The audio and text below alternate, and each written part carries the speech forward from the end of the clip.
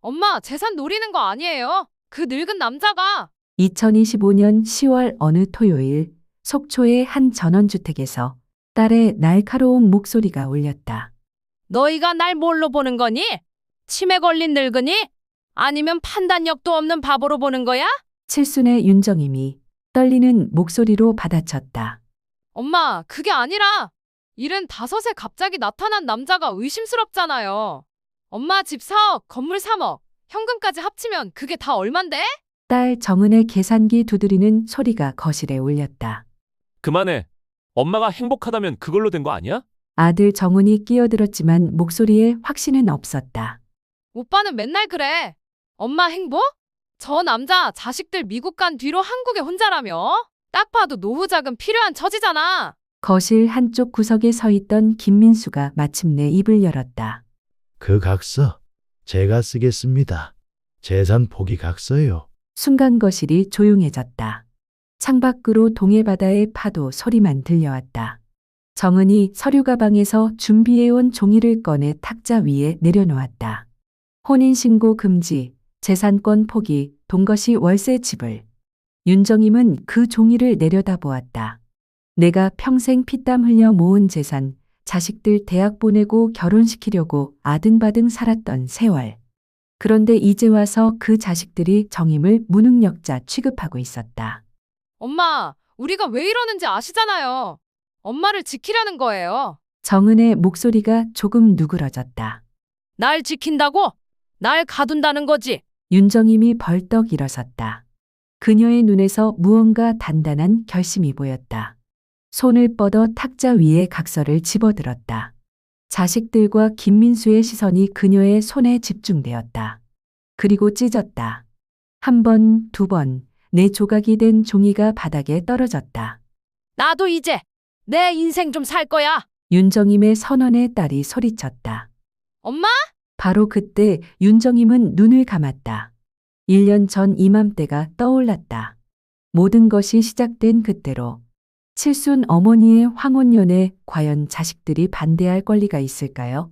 재산을 지키려는 자식과 사랑을 지키려는 어머니, 여러분은 누구의 편인가요? 오늘 들려드릴 이야기는 실제로 제 주변에서 일어난 일을 바탕으로 재구성한 것입니다. 끝까지 들어보시면 여러분도 많은 생각을 하게 되실 겁니다. 그럼 지금부터 윤정임 할머니의 1년 전 이야기로 돌아가 보겠습니다. 잠깐 그 전에 이런 이야기를 더 듣고 싶으시다면 구독과 좋아요 부탁드립니다.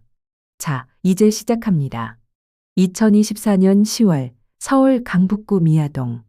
대학병원에서 정기검진을 마치고 나온 윤정임은 버스 정류장에 홀로 서 있었다. 병원비 48만 원을 수납하고 나오는 길, 대기실에서 본 다른 노인들은 모두 누군가와 함께였다. 며느리와 함께 온 할머니, 아들 손을 잡고 걷는 할아버지. 그런데 자신은 혼자였다. 핸드폰을 꺼내 연락처를 열었다. 아들 이름, 딸 이름이 맨 위에 떴지만 손가락이 움직이지 않았다. 바쁠 텐데 굳이 전화해서 뭐하나. 검사 결과도 일주일 뒤에나 나온다고 했으니. 272번 버스가 도착했다. 계단을 오르며 교통카드를 찍는데 뒤에서 누군가 부축을 해주었다. 고맙다고 인사를 하니 젊은 여자가 씩 웃고는 자리로 갔다. 버스 안은 빈자리가 많았다. 평일 오후 2시 출퇴근 시간도 아닌 애매한 시간이었다. 집에 도착해 엘리베이터를 기다리는데 503호 김씨 아주머니와 마주쳤다. 오늘도 혼밥이냐는 그녀의 물음에 윤정임은 어색하게 웃었다. 혼자 사는 게 벌써 3년째. 남편이 떠난 뒤로 삼시세끼를 혼자 차려 먹는 일이 이렇게 외로운 일인지 처음 알았다. 그날 저녁 윤정임은 결심했다. 복잡한 서울을 떠나 조용한 곳에서 살아보기로. 30년 넘게 살았던 미아동 아파트를 내놓자 바로 매수자가 나타났다. 2025년 1월 계약 12억 8천만 원. 서울 집값이 또 오를 거라는 부동산 사장의 말에도 마음은 흔들리지 않았다. 여러분이라면 어떻게 하셨을까요? 평생 살던 서울을 떠나 지방으로 가는 결정 쉽게 내릴 수 있으셨을까요? 속초를 택한 건 오래전 남편과 함께 여행 왔던 기억 때문이었다. 영랑호수를 걸으며 은퇴하면 여기서 살자고 했던 남편의 말이 아직도 귓가에 맴돌았다. 전원주택 4억 5천만 원, 소형 원룸 건물 3억 2천만 원. 월세 수입 280만 원이면 생활하기에 충분했다. 자식들에게 각각 1억씩 주겠다고 하자 반응이 갈렸다. 아들 정우는 걱정스러운 얼굴로 외로우면 어떡하냐고 물었지만 그래도 엄마가 원한다면 지지한다고 했다. 반면 딸 정은은 강하게 반대했다. 지방 가면 바보라고, 서울 집값이 더 오를 텐데 왜 파느냐고. 2025년 3월 속초로 이사한 첫날 아침. 베란다 문을 여니 파도 소리가 들려왔다. 맑은 공기가 폐 깊숙이 들어왔다. 작은 텃밭에는 전 주인이 심어놓은 상추가 파릇파릇했다. 이 공기가 내 생일 선물 같네. 윤정임은 혼잣말을 했다. 첫 한 달은 꿈 같았다.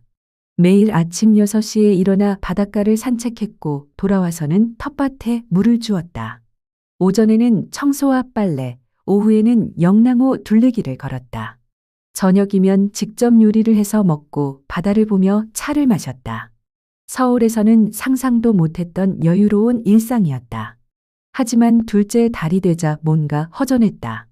텃밭 일은 물 주고 잡초 뽑으면 끝이었고 청소도 혼자 사는 집이라 금방 끝났다. 오후가 되면 할 일이 없어 TV만 보게 되었다. 뉴스, 드라마, 예능 프로그램. 채널만 이리저리 돌리다 보면 어느새 저녁이었다. 아들과의 통화에서 그 마음을 들킨 것 같았다. 엄마 목소리가 왜 이렇게 힘이 없냐는 정훈의 물음에 윤정임은 괜찮다고 했지만 아들은 이미 눈치를 챈 듯했다. 노인정에라도 가보는 게 어떻겠냐는 아들의 제안에 처음엔 손사래를 쳤다. 노인정은 왠지 진짜 늙은이가 되는 것 같아서. 그러다 5월의 어느 날 용기를 내어 동네 노인정을 찾았다. 조양동 노인정, 오전 10시. 문을 열고 들어서니 여럿이 화투를 치고 있었고 한쪽에서는 바둑을 두는 사람들이 보였다. 어색하게 서 있는 윤정임에게 누군가 다가왔다. 일은 중반으로 보이는 남자였다. 단정한 차림새에 온화한 인상이었다. 처음 오셨냐고 묻는 그의 목소리가 부드러웠다. 김민수라고 자기를 소개한 그는 서울 연신내에서 살다가 작년에 속초로 왔다고 했다. 부인이 떠난 지 15년, 이제는 이름을 부를 일도 없다는 그의 말에 윤정임은 왠지 모를 동질감을 느꼈다. 연신내 이야기가 나오자 대화가 술술 풀렸다. 윤정임도 결혼 전에는 연신내에서 살았다. 통일로 큰 길가 상가 2층에 있던 미용실에서 일했다고 하자 김민수는 그 미용실을 기억한다고 했다. 1980년대 초반 그곳에서 머리를 자른 적이 있다고. 그날 이후로 두 사람은 자주 만났다. 노인정에서 만나 바둑을 두거나 화투를 쳤고 날씨가 좋은 날에는 영랑호를 함께 걸었다. 김민수는 걸으면서 나무 이름을 알려주었고 새소리를 구분하는 법을 가르쳐 주었다. 도시에서만 살았던 윤정임에게는 모든 것이 새로웠다. 6월의 어느 날 텃밭에 토마토 지지대를 세우는데 김민수가 와서 도와주었다. 비닐 멀칭을 다시 깔아주고 겨순을 따는 법도 알려주었다. 서울에서 은퇴 전까지 농협에서 일했다는 그는 농사일에 제법 익숙했다. 땀을 흘리며 일하는 그의 모습을 보며 윤정임은 생각했다.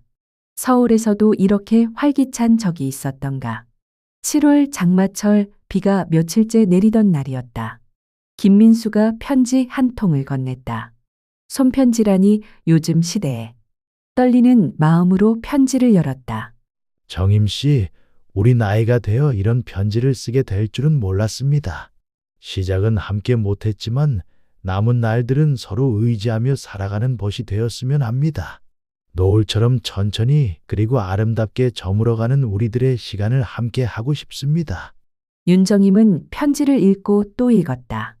가슴 속에서 무언가 따뜻한 것이 피어올랐다. 죽은 줄만 알았던 감정이 다시 살아나는 것 같았다. 이 나이에 사랑이라니 스스로도 우스웠지만 부정할 수 없었다. 8월의 어느 날 김민수가 조심스럽게 제안했다. 전원주택은 혼자 관리하기엔 손이 많이 간다고 이참에 살림을 합치면 어떻겠냐고. 윤정임은 선뜻 대답하지 못했다. 혼인신고까지는 생각해 본 적 없었다. 그저 같이 지내면 덜 외롭겠다는 생각은 들었지만 아들 정훈에게는 조심스럽게 이야기를 꺼냈다. 9월 초 토요일 저녁 영상통화를 하면서였다. 엄마 요즘 표정이 밝아 보인다는 아들의 말에 용기를 얻어 김민수 이야기를 했다. 정훈은 잠시 침묵하다가 물었다. 그분이 어떤 사람인지, 자녀는 있는지, 경제적 상황은 어떤지. 김민수는 아들 둘이 있는데 모두 미국에 살고 있다고 했다. 큰아들은 실리콘밸리에서 엔지니어로, 작은아들은 LA에서 의사로 일한다고. 경제적으로는 국민연금 월 180만 원, 개인연금 월 120만 원을 받고 있고 속초 시내 작은 아파트를 전세 8천만 원에 놓고 있다고 했다. 정훈의 반응은 생각보다 담담했다. 엄마가 외롭지 않다면 다행이라고, 다만 그분의 진심이 무엇인지는 시간을 두고 확인해 보자고 했다. 그래도 엄마 인생이니 엄마가 결정하라는 말에 윤정임은 눈물이 날 뻔했다. 하지만 딸 정은의 반응은 달랐다. 그 사람 재산이 엄마보다 훨씬 적다는 걸 알고도 만나냐고, 혹시 엄마 재산을 노리는 건 아니냐고 목소리를 높였다. 전화기 너머로 들리는 딸의 날카로운 목소리에 윤정임은 가슴이 아팠다. 10월 둘째 주 수요일, 자식들이 예고 없이 속초로 내려왔다. 오전 11시 현관문이 벌컥 열리며 정은이 먼저 들어왔고 뒤따라 정훈이 들어왔다. 마침 김민수도 집에 있었다. 거실에서 차를 마시다가 갑작스런 방문에 모두 얼어붙었다. 정은이 먼저 입을 열었다. 서류 가방에서 종이를 꺼내며 말했다. 혼인신고 절대 안 한다는 각서, 엄마 재산에 대한 일체의 권리를 포기한다는 각서, 지금 당장 써달라고. 김민수는 잠시 서류를 보더니 조용히 말했다. 불편하게 해드려 죄송하다고, 서명하겠다고. 그 순간 윤정임의 머릿속에 과거가 스쳐 지나갔다. 어린 정은이와 정훈이의 도시락을 싸주던 새벽, 학원비 마련하려고 밤늦게까지 일하던 날들, 대학 등록금 봉투를 건네며 기뻐하던 순간들. 그 아이들이 지금 자신 앞에서 각서를 들이밀고 있었다. 윤정임은 천천히 서류를 집어들었다. 자식들과 김민수의 시선이 그녀에게 집중되었다. 그리고 그 종이를 반으로 또 반으로 찢었다. 찢어진 종이 조각이 바닥에 떨어졌다. 너희 아버지가 돌아가시고 혼자 너희를 키우면서 힘들 때도 많았지만 한 번도 혼자인 걸 후회한 적 없었다. 그런데 지금 너희가 나를 보는 눈빛이 마치 내가 철없는 아이가 된 것 같구나. 정은이 엄마를 걱정해서 그런 거라고 항변했지만 윤정임은 고개를 저었다. 내가 70이 넘었지만 누군가랑 함께 하고 싶은 마음이 든다는 게 그렇게 이상한 일이냐? 너희도 언젠가는 알게 될 거야. 거실에 무거운 침묵이 흘렀다. 김민수가 자리에서 일어났다. 저는 잠시 밖에 나가 있겠다며 현관으로 향했다. 정은이 엄마를 바라보며 한숨을 쉬었다. 정은은 입술을 깨물며 창밖을 보았다. 그날 오후 자식들은 아무 말 없이 서울로 돌아갔다. 윤정임은 침대에 누워 천장을 바라보았다. 눈물이 흘렀다. 이렇게까지 해야 하나, 그냥 혼자 살면 안 되나. 김민수가 조심스럽게 방문을 두드렸다. 들어온 그는 아무 말 없이 윤정임의 손을 잡아주었다. 이틀 뒤 정은에게서 문자가 왔다. 엄마, 우린 정말 엄마가 걱정돼서 그랬어. 혹시 속는 거면 어떡해. 엄마가 행복한 게 제일 중요한 건 알지만 우리도 불안해. 윤정임은 한참을 고민하다가 답장을 보냈다. 난 아직 건강하고 판단력도 있다. 내 마지막 장은 내가 쓰고 싶다. 혼인신고는 하지 않을 거다. 김민수 씨와는 그냥 친구로 동반자로 지낼 거다. 하지만 오늘부터 내 인생의 주인은 다시 나다. 사흘이 지나도록 딸에게서 답장은 없었다. 대신 뜻밖의 사진이 왔다. 손주 민지가 바닷가에서 찍은 사진이었다. 외할머니 집에 가고 싶다고 써 있었다. 말은 없었지만 딸의 마음이 조금은 누그러진 것 같았다. 10월 중순, 억새가 하얗게 피어난 영랑호 둘레길을 윤정임과 김민수가 나란히 걸었다. 김민수가 말없이 손을 내밀었고 윤정임이 그 손을 잡았다. 거칠지만 따뜻한 손이었다. 여러분은 어떻게 생각하시나요? 자식들의 걱정이 맞을까요? 아니면 윤정임의 선택이 맞을까요? 부모의 황혼기 사랑을 자식이 막을 권리가 있을까요? 그날 밤 윤정임은 김민수에게 속마음을 털어놓았다. 자식들과 이렇게 멀어지는 게 맞는 건지, 혹시 자신이 너무 이기적인 건 아닌지. 김민수는 차분하게 들어주었다. 그리고 말했다. 우리 나이에 이기적이면 어떻습니까? 평생 자식들을 위해 살았으니 이제는 우리를 위해 살 자격이 있지 않겠습니까? 다음 날 아침 김민수가 제안했다. 그냥 같이 살기보다는 각자의 공간을 유지하면서 가까이 지내는 게 어떻겠냐고. 마침 윤정임의 원룸 건물 1층이 비어 있었다. 월세 안 받아도 되니 그곳에 작은 서재를 만들어 낮에는 각자 시간을 갖고 저녁에는 함께 하자고. 윤정임은 그 제안이 마음에 들었다. 24시간 붙어 있는 것보다 적당한 거리를 두는 게 오히려 관계에 도움이 될 것 같았다. 11월 초 원룸 1층을 김민수의 공간으로 꾸몄다. 책장과 책상, 작은 소파와 차 탁자. 김민수가 서울에서 가져온 책들이 빼곡히 들어찼다. 정훈에게서 전화가 왔다. 엄마 결정을 존중한다고 다만 명절에는 꼭 서울에 와달라고. 김민수 씨도 괜찮으시면 함께 오셨으면 좋겠다고. 윤정임은 눈물이 났다. 아들의 그 한마디가 얼마나 큰 위로가 되는지. 11월 중순 첫 눈이 내렸다. 속초의 겨울은 서울보다 일찍 찾아왔다. 김민수가 텃밭에 월동 준비를 해주었다. 비닐하우스를 설치하고 배추와 무의 짚을 덮어주었다. 함께 일하면서 윤정임은 문득 남편 생각이 났다. 살아있었다면 이런 모습이었을까? 어느 날 저녁 김민수가 자신의 과거를 이야기했다. 부인이 암으로 투병하던 3년, 그 시간이 얼마나 힘들었는지. 마지막까지 함께하지 못한 것이 평생의 한이라고. 그때 일 때문에 미국에 있었는데 부인이 숨을 거둔 건 새벽이었다고. 비행기를 타고 오는 10시간 동안 얼마나 울었는지 모른다고. 윤정임도 자신의 이야기를 했다. 남편이 심근경색으로 갑자기 떠났을 때의 충격, 장례식장에서 정신없이 울던 어린 자식들, 그 후로 혼자 아이들을 키우며 살아온 30년. 재혼은 생각도 못했다고. 아이들에게 새아버지를 만들어주고 싶지 않았다고. 두 사람은 서로의 상처를 이해했다. 젊은 날의 사랑이 불꽃 같았다면 지금의 감정은 잔잔한 물결 같았다. 격렬하지는 않지만 깊고 따뜻했다. 12월 초 정은에게서 전화가 왔다. 민지가 겨울 방학에 외할머니 집에 가고 싶다고 조른다고. 일주일 정도 맡아줄 수 있냐고. 윤정임은 당연하다고, 언제든 환영한다고 했다. 정은의 목소리가 한결 부드러워진 것 같았다. 민지가 오기 전 김민수가 먼저 이야기를 꺼냈다. 손주가 오는 동안은 자신이 원룸에 있겠다고, 아이에게 불편함을 주고 싶지 않다고. 윤정임은 그런 김민수가 고마웠다. 배려심 깊은 사람이라는 걸 다시 한번 확인했다.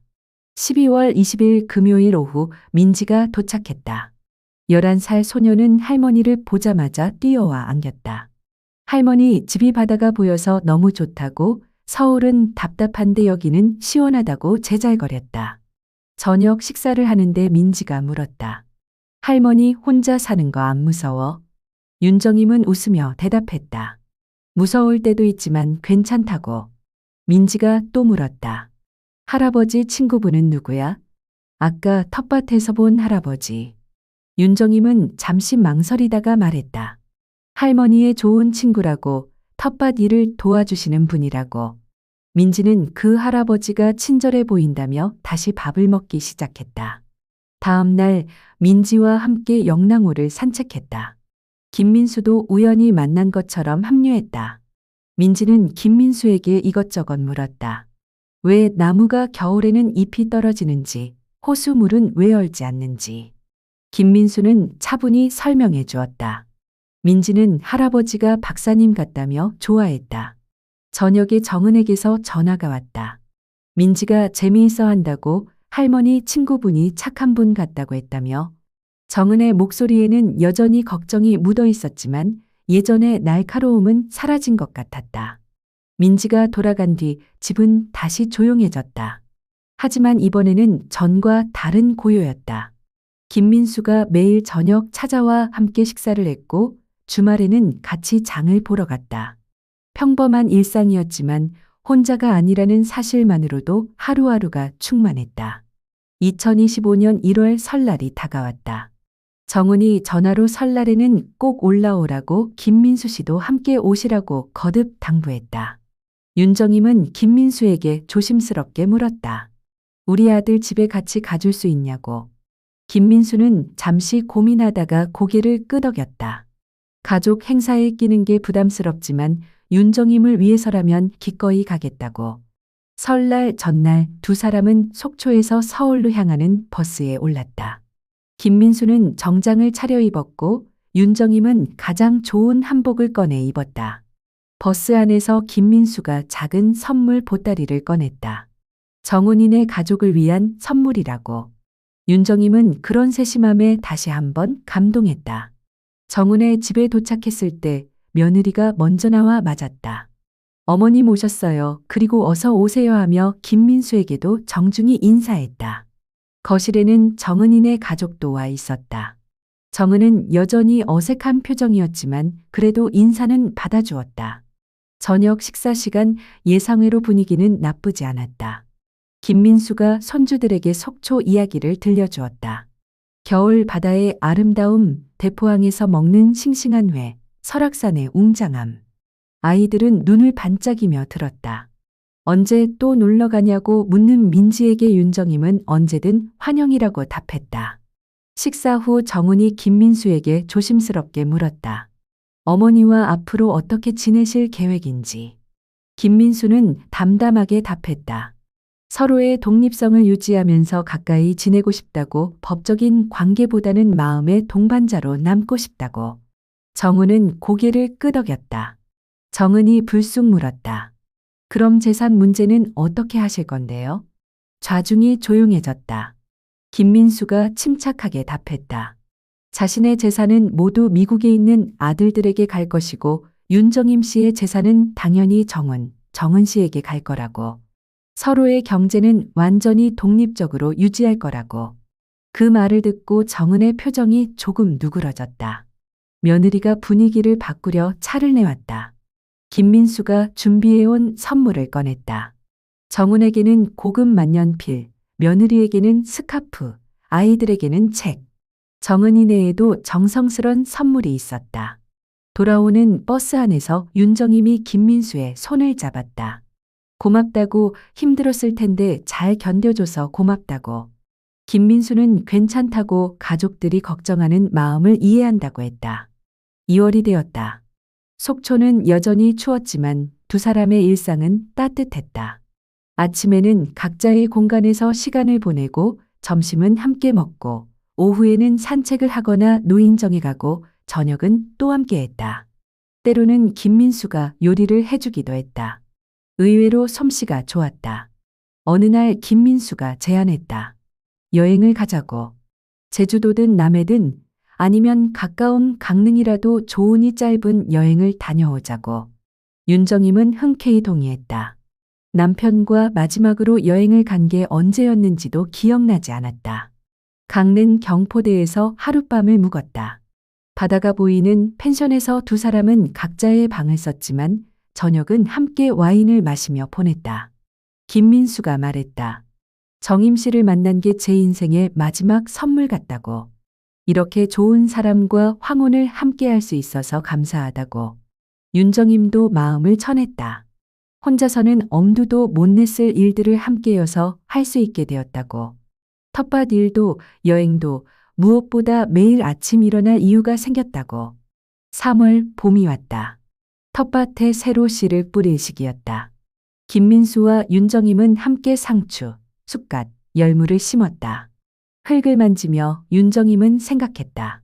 이것이 바로 살아있다는 느낌이구나. 누군가와 함께 무언가를 가꾸고 기다리고 수확하는 것. 정은에게서 전화가 왔다. 엄마, 행복해 보이신다고. 사진을 봤는데 얼굴이 환해졌다고. 그리고 조심스럽게 덧붙였다. 김민수 어르신이 좋은 분 같다고. 엄마가 외롭지 않아서 다행이라고. 윤정임은 전화를 끊고 한참을 울었다. 딸의 인정을 받기까지 이렇게 오래 걸렸지만 결국 이해해 준 것이 감사했다. 어느 봄날 오후 영랑호를 걷던 중 김민수가 물었다. 우리 이대로 괜찮을까요? 법적인 부부가 아니어도? 윤정임이 답했다. 우리 나이에 중요한 건 형식이 아니라 마음이라고. 서로를 아끼고 존중하는 지금 이 관계가 가장 완벽하다고. 두 사람은 벚꽃이 흐드러지게 핀 길을 천천히 걸었다. 손을 잡고 때로는 팔짱을 끼고 지나가는 사람들이 보기에는 그저 정다운 노부부처럼 보였을 것이다. 실제로 어떤 관계인지는 중요하지 않았다. 서로에게 의미 있는 존재라는 것, 그것만으로도 충분했다.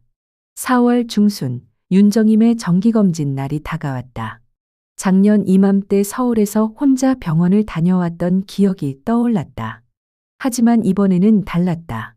김민수가 함께 가겠다고 했다. 속초의료원까지 같이 가서 기다려주겠다고. 검사를 기다리는 동안 김민수는 대기실에서 책을 읽으며 기다렸다. 검사를 마치고 나온 윤정임을 보자 자연스럽게 일어나 다가왔다. 괜찮냐고, 힘들지 않았냐고 묻는 그의 눈빛에서 진심 어린 걱정이 느껴졌다. 병원 앞 카페에서 차를 마시며 윤정임은 생각했다. 이런 게 바로 함께 한다는 것이구나. 5월 어버이날 뜻밖의 손님들이 찾아왔다. 정은인의 가족과 정은인의 가족이 함께 온 것이다. 카네이션과 케이크를 들고. 김민수는 눈치껏 자리를 피하려 했지만 정은이 말했다. 같이 계세요. 이제 어머니의 가족이시잖아요. 그 한마디에 모두가 놀랐다. 정은이 쑥스러운 듯 덧붙였다. 엄마가 행복해 하시는 걸 보니까 저희도 안심이 돼요. 앞으로는 편하게 지내셨으면 좋겠어요. 김민수는 감동한 표정으로 고개를 숙여 인사했다. 점심을 함께 먹으며 이야기꽃을 피웠다. 민지가 여름방학에 또 오겠다고 했고 정은의 아들 민수는 할머니 집 텃밭이 신기하다며 농사일을 배우고 싶다고 했다. 김민수가 그럼 여름에 토마토랑 오이를 같이 키워보자고 했다. 가족들이 돌아간 뒤 윤정임과 김민수는 바닷가에 나갔다. 석양이 바다를 붉게 물들이고 있었다. 김민수가 말했다. 정임 씨 가족들이 정말 좋은 사람들이라고. 처음에는 경계했지만 결국 어머니의 행복을 바라는 마음은 똑같다고. 6월 장마가 시작되기 전 두 사람은 텃밭을 정리했다. 상추와 쑥갓이 풍성하게 자라 있었다. 이웃들에게 나눠주고도 남을 만큼. 윤정임은 수확한 채소로 김치를 담갔고 김민수는 그 옆에서 도왔다. 함께 일하는 모습이 자연스러웠다.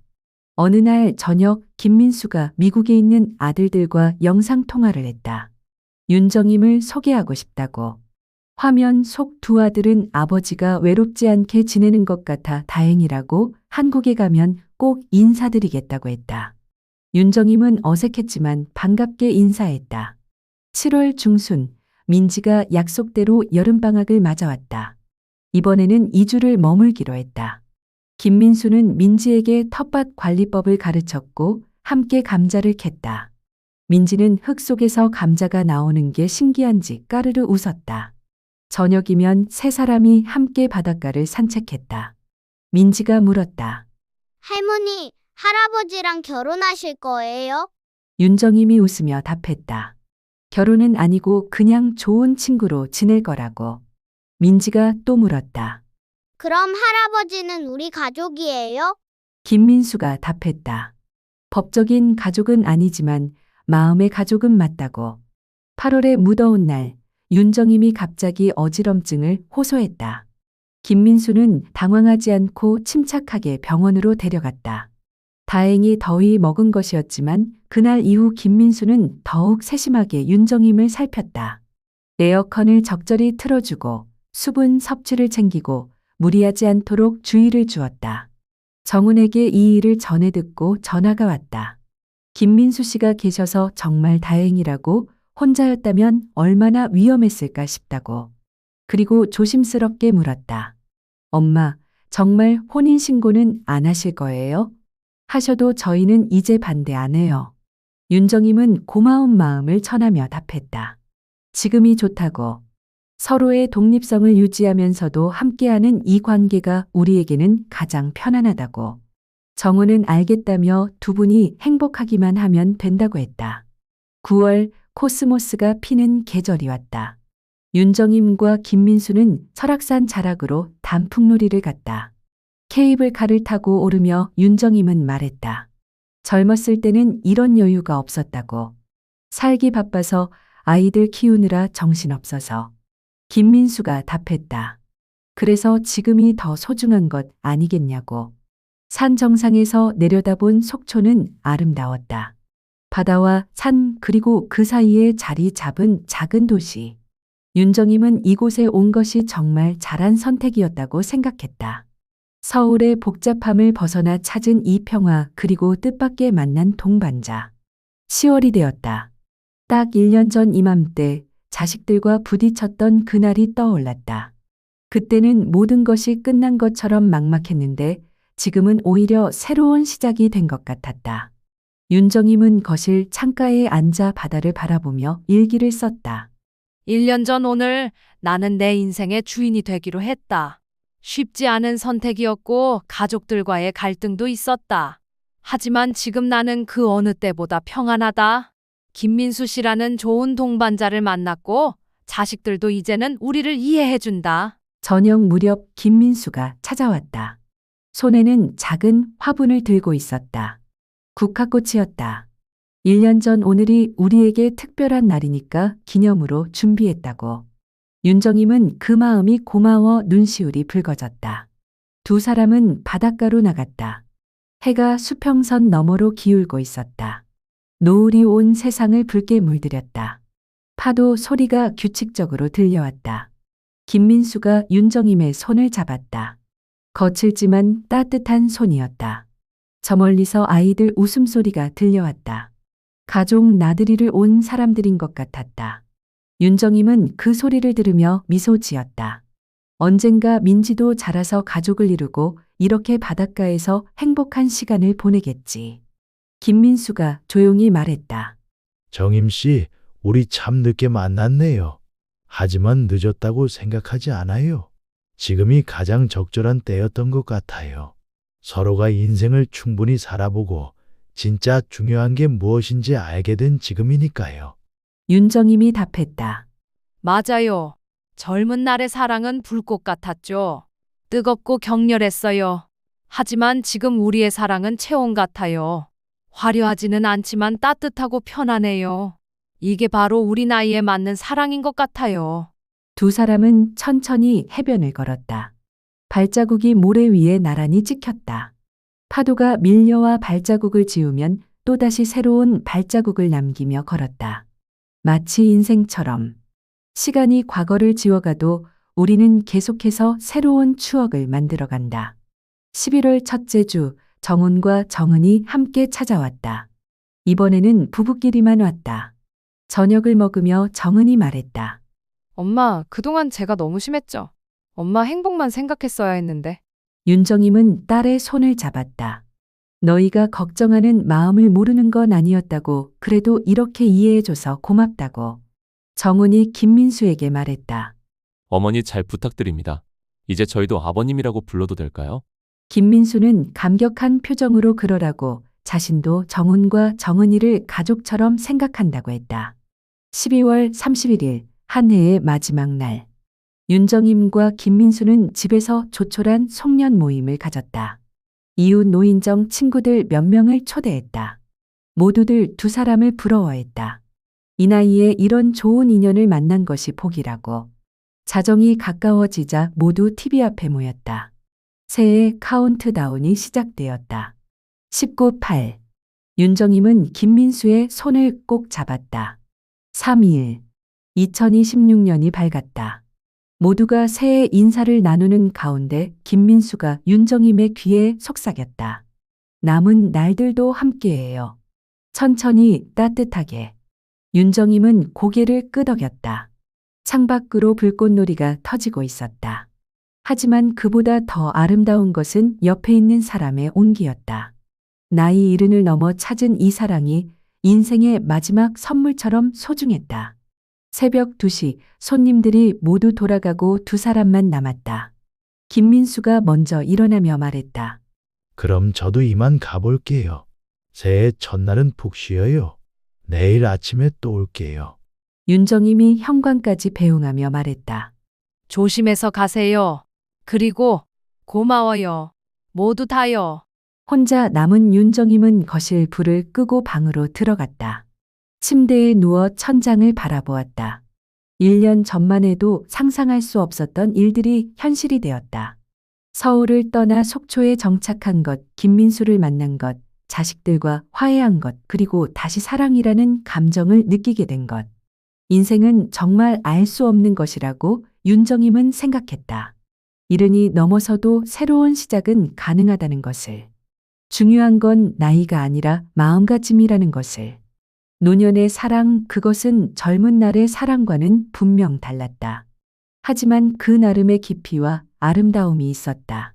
서로의 주름과 흰머리를 보며 세월의 무게를 이해하고 남은 시간의 소중함을 아는 사람들끼리의 사랑. 그것은 어쩌면 인생이 주는 마지막 선물일지도 몰랐다. 여러분은 어떻게 들으셨나요? 윤정임과 김민수의 이야기가 누군가에게는 희망이, 누군가에게는 위로가 되었기를 바랍니다. 나이가 들어도 사랑할 수 있고 새로운 시작을 할 수 있다는 것. 그것이 이 이야기가 전하고 싶었던 메시지입니다. 오늘 이야기가 마음에 드셨다면 구독과 좋아요 그리고 알림 설정으로 응원해 주세요. 다음에는 또 다른 감동적인 이야기로 찾아뵙겠습니다. 감사합니다.